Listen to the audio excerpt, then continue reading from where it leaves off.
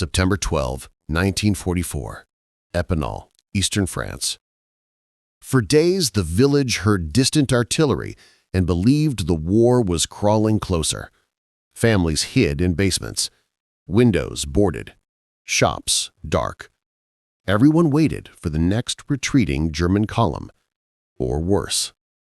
But that afternoon, a different sound rolled across the countryside, the deep engines of American jeeps.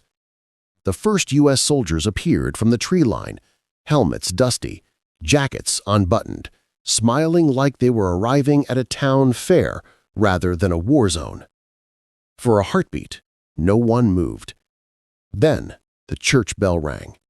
Doors flew open. French civilians flooded the street, cheering, hugging, offering wine and bread. Children bounced with excitement at the sight of strangers in olive drab. And then came the moment no one expected. Dozens of German POWs, captured only hours earlier, marched behind the Americans. Mud on their boots, exhaustion in their eyes, hands on their heads. But what stunned them wasn't captivity. It was joy. They had been told the Allies would loot, burn, and punish. Instead, U.S. soldiers tossed cigarettes to villagers.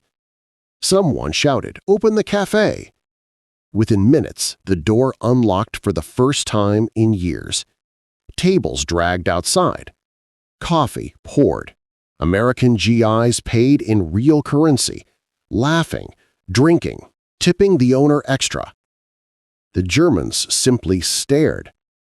Nazi propaganda had promised that France was starving under Allied bombing, but here, civilians kissed Americans on both cheeks. Kids unwrapped chocolate bars like treasure. A GI ripped open a carton of Lucky Strikes and handed them out freely, something even German officers rarely provided. One young German corporal whispered, "If this is defeat, what does their victory look like?" Then came the final blow. U.S. military police pulled down the Nazi flag from the town hall. A Frenchwoman tore at it with her bare hands, screaming through tears.